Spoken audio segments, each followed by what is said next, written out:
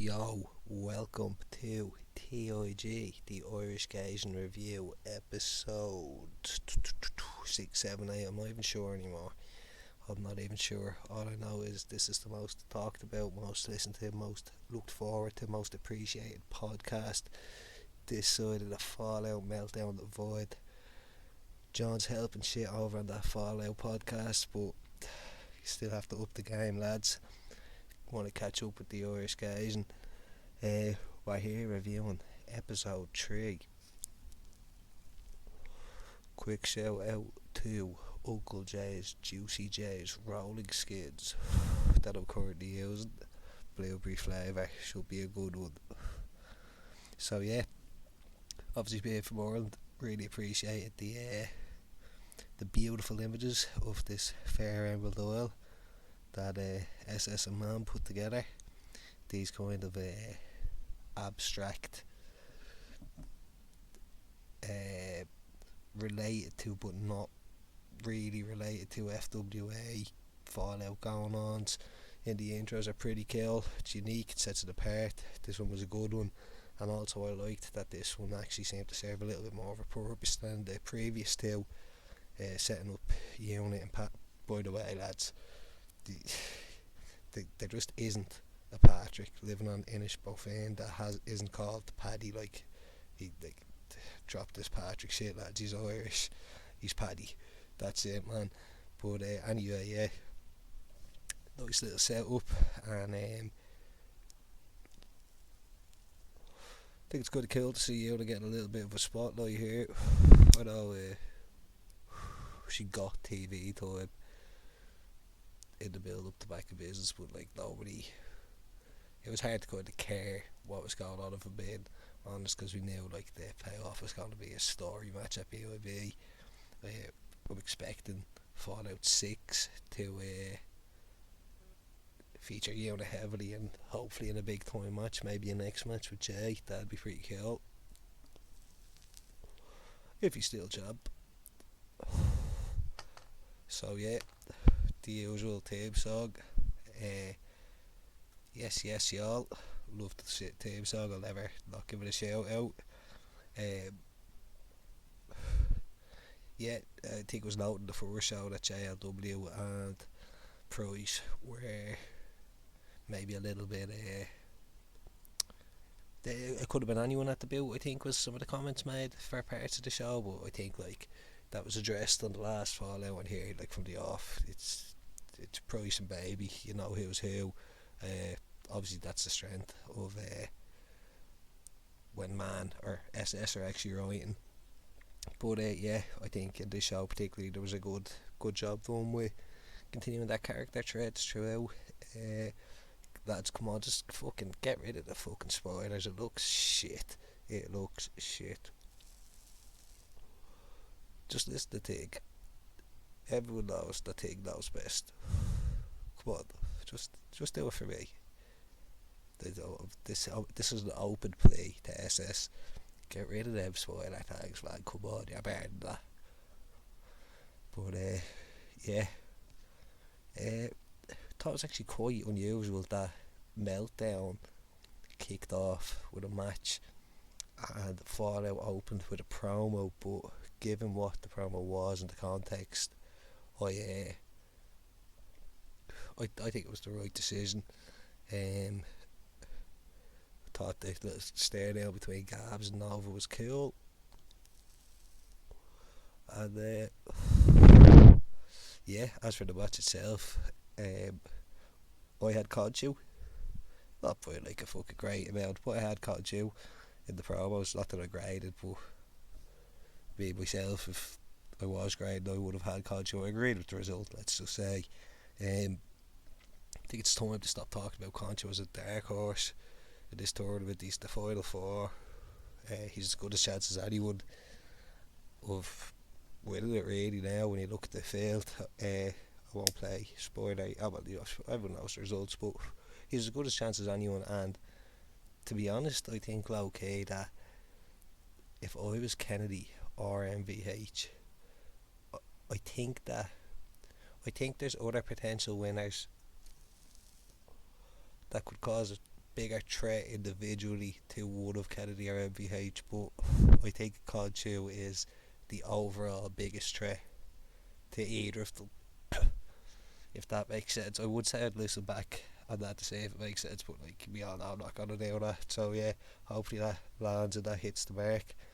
Um, yeah, really look forward to, I'll get on to that later. But for here now, I suppose knowing what we know in the fallout, that Gabby's taking a break or pulling back for a bit, or I'm not quite sure. I don't want to speak for ETA. I'm sure ETA will speak when he deems it necessary. But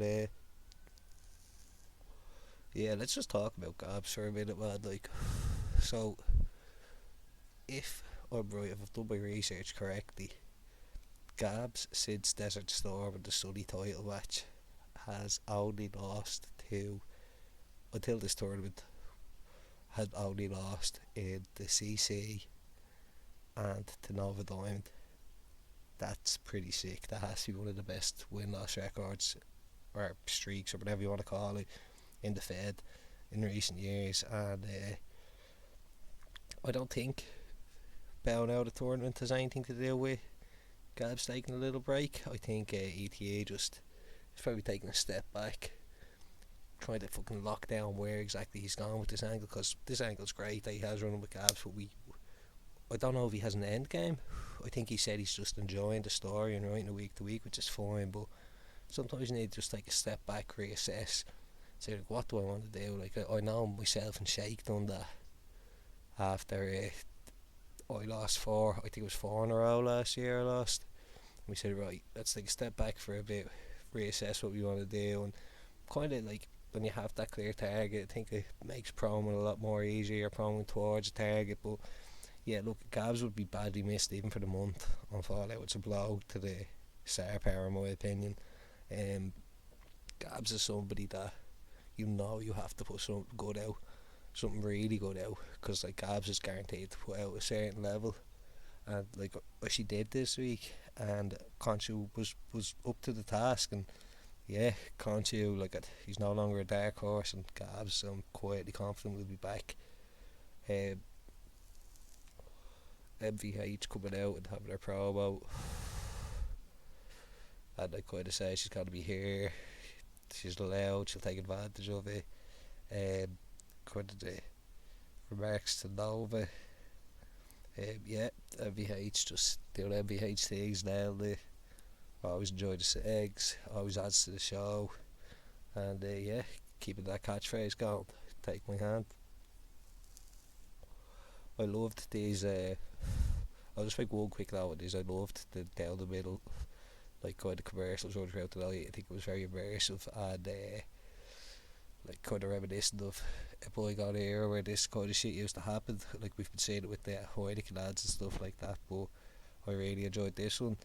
All of them are great, particularly the Snow Matashi and Yamaguchi one. But yeah, I won't comment on them further, but brilliant work, really loved the inclusion, and I think it makes it stand out. It was a pity that the Brethren didn't show for this, but knowing what we know about the handler, like, they're going to be fine, they're going to be competitive, they're a good thing to have on board. TUA needed to win this anyway, I think, regardless of who showed or who didn't. Their promos have kind of taken a turn recently towards being a bit more serious about their positioning in the tag division, how they view it, how they're viewed in it, and like, Jimmy's promos have been good. I think this could be the story beat that makes him take it a step up with TUA, and this win was certainly a good start, and I hope to build on the momentum going forward. Good work to Jimmy. Liked the GG Ramon seg. I think if I was the head booker, I would make sure that every main event, every advertised main event, had at least one segment of build throughout the night, whether it's like an in-ring promo or a backstage interaction like this, or two separate interviews, or a hype video, just something to like place that in an emphasis on the main event. Like, main events, like, they're not the easiest things to come by, like, and I think that could be recognised by characters a little bit more and make it more of a thing, like, oh, I'm in the main event, like, that's that's a nice bit of fucking clout there. Like, I'm not saying they're not prestigious enough at the moment. They are, but I think recognition of that could be some good storytelling juice. Also, knowing what we know happens at the end of the show, kind of like the golden foreshadowing here. Thought Grayson kind of made some nice points here, even though we didn't speak that much, and maybe I'll get into it later for the promos, but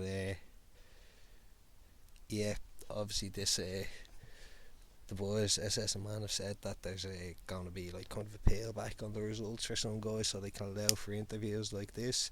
I think it's a neat addition, makes it a much more realistic product,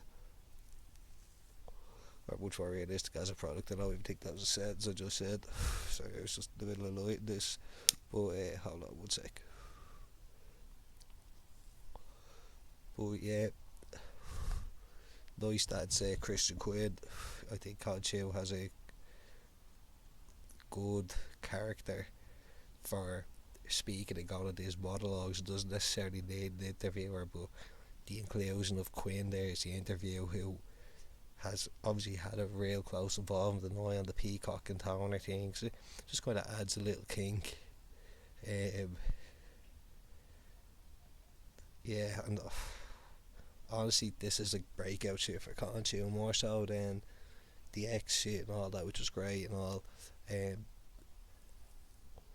I think Colin Chew's a main eventer of All Out, no question about it. This tournament run has proved that, as have his segments since the start to Fallout. I think he had a great segment to Fallout 1, great follow up here. Colin Chew's over, the crowd reactions are strong for him, even though like he's meant to be a hero, right? But like, he's is he? I don't know. But yeah, I could see like in real life, Colin Chew just having a hell of a lot of support. Crowd loving it. Again, Summers and KDS agreed with the result. Thought it was a good write up. Summers really kind of showed as a bit of a scumbag heel boy, while KDS got her bits in. This actually this kind of stood out as a match on the show. I actually thought it was really, really cool, and maybe even my match of the night in terms of write up. So shout out to whoever wrote that. I'm too lazy to go back and check. Promo wise, I did have Summers. I really liked Summers' promo. There's nothing wrong with Cleo's promo. I thought the tattoo angle was a good route to take, and I thought it was a decent promo, nothing to be ashamed of. But I think Summers' character work was excellent, and for me his quality of content's pretty super. And I think the lads have already talked about John SS. He does toe that line between, is he gonna go there, without actually going too far. KDS, I think, is a threat for the X Division title in this four-way. I'll be interested to see a KDS multi-man promo. Interested to see what route Sonny takes. Yeah, this doesn't hurt KDS. It was a good promo, good show. So it was just a little bit better. Like, that's the way it goes now in Fallout. It's hyper competitive across like the majority of the roster, and it's fine margins. It's not that like anyone made a mistake in the promo, or it's just that's how it is. It just shakes out that way sometimes, and that's the nature of like a fucking competitive environment, I suppose. I thought the follow up with Parr was fucking pretty awesome and really cool place to come back. I'd admittedly, ashamedly, even forgotten Parr's Irish connection, and yeah, thought this is probably the best place for him to get this reaction. I think John said he doesn't know if he wants Parr to be the man to give some of his come up, and I don't know if I agree with that. Like, this is a prodigy I can get behind. Like, I felt myself fairly popping for him. Now, that's obviously credit to Summers' heel work, but Parr came across well here without changing his character. You know, like, it can kind of feel fake or fabricated when someone is now face, but like Per managed to retain his character ticks and perks while writing it believably Per in a way that the crowd would react strongly to him and positively to him. I don't want to see Per be the one to give Summers his comeuppance just yet, because I don't want Per to get his comeuppance just yet. It's not to do with Per, but Lights Out feels too soon. If Per's to go out, if Summers was to go out in the Eliminator, which I don't think is a given, but if he was, I would imagine it would be a clean loss. But I think it could be like a flash finish or something like that. You know, it could happen to anyone. I don't think it'll be Summers being got as such, if that makes sense. But look, it's the nature of the game. If Per out promos him with Lights Out, if we get one more out of this, I think we're going to get at least 2 PPVs out of this, but we'll see. It's, in my opinion, it's the best thing going on at the moment anyway. The Sauce Man crowd interactions are quite fun. In spite of myself, I'm slowly coming around on Sauce Man, and just like knowing T.I.G's attitude towards the character kind of helps us shine through in this character, and like Price fanboying over it.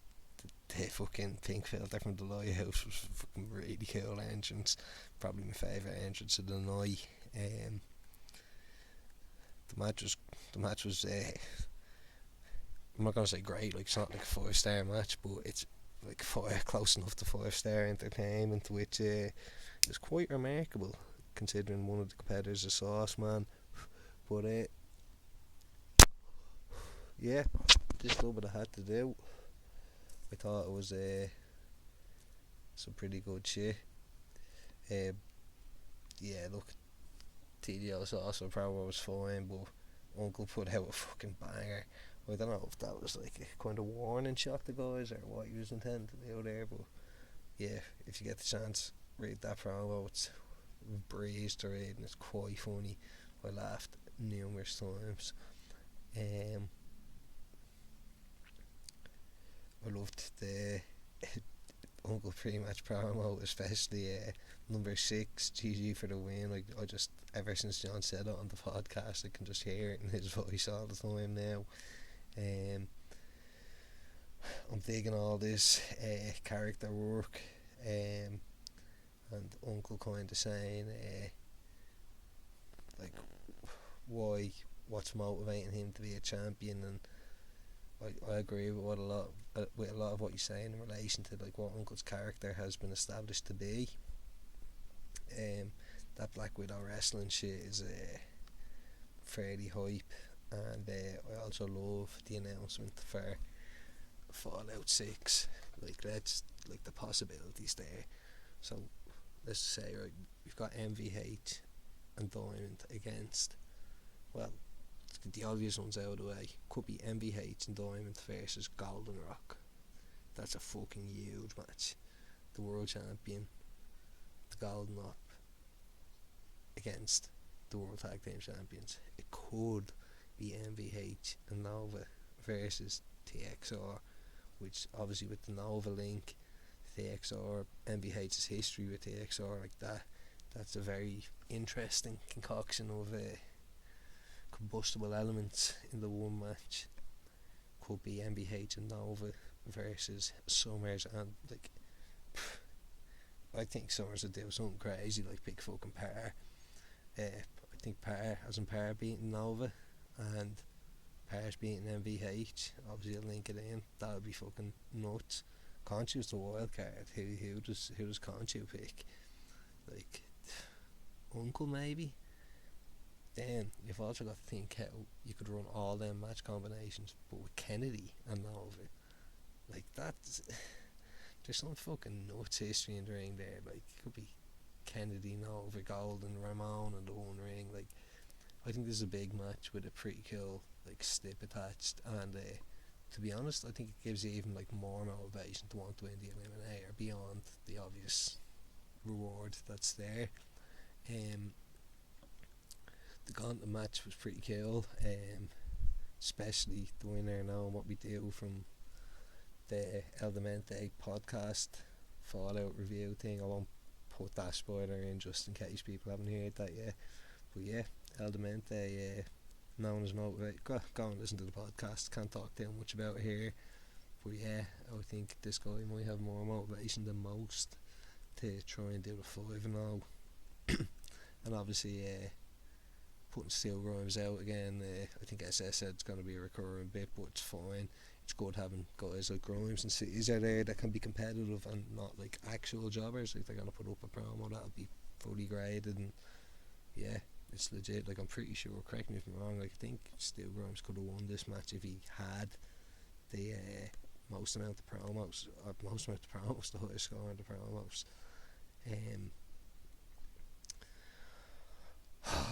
These guys are just out here fucking killing me. Like, this draw is just like, this is with all due respect to Summers and Gigi and Ramon, who are all possible opponents at this point.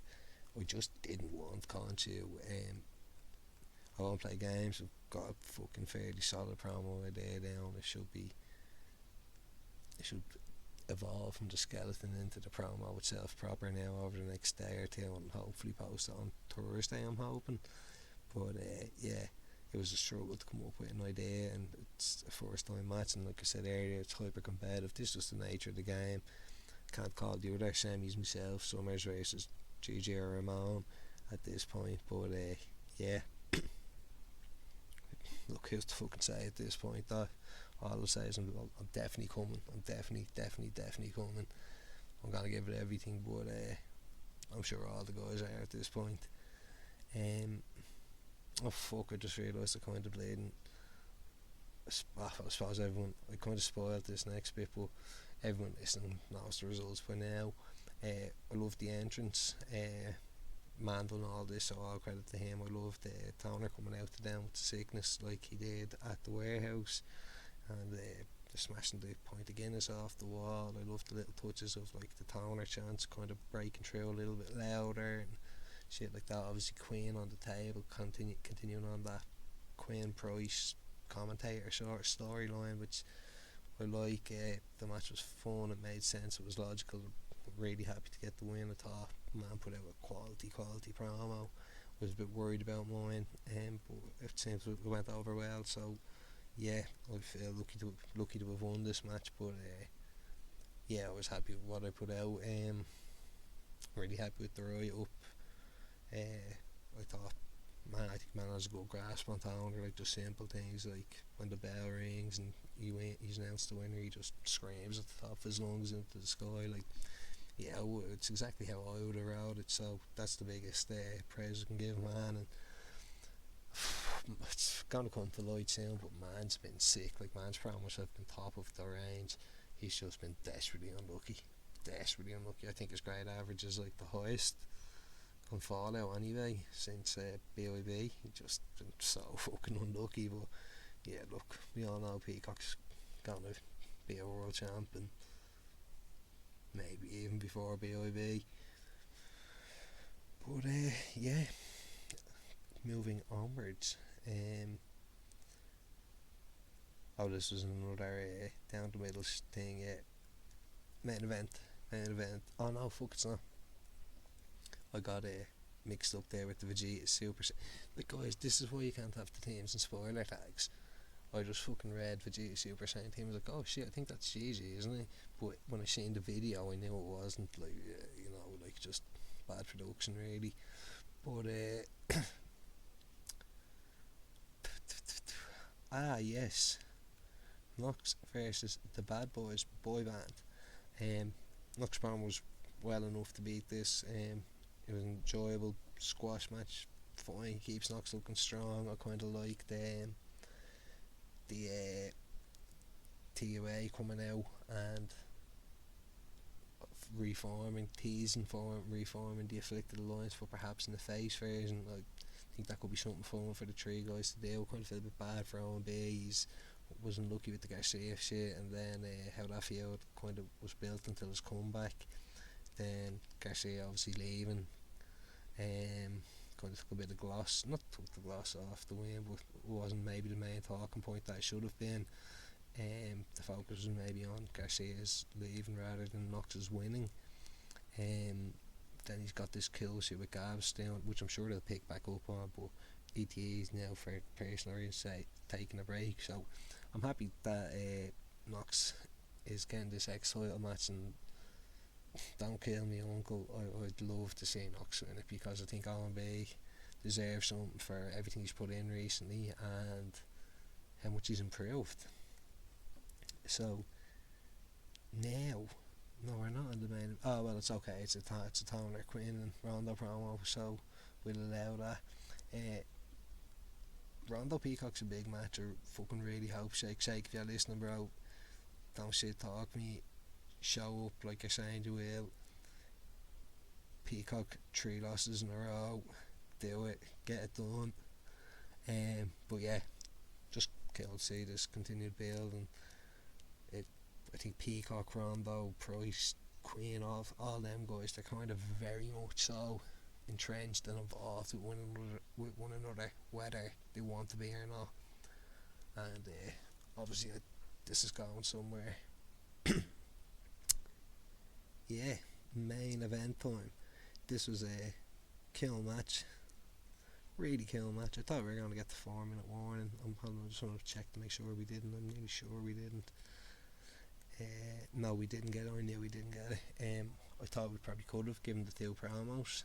This is a really fucking tough one to call. When I read the 2 promos, I came away and I preferred Ramon's promo. No. Yes, I preferred Ramon's promo.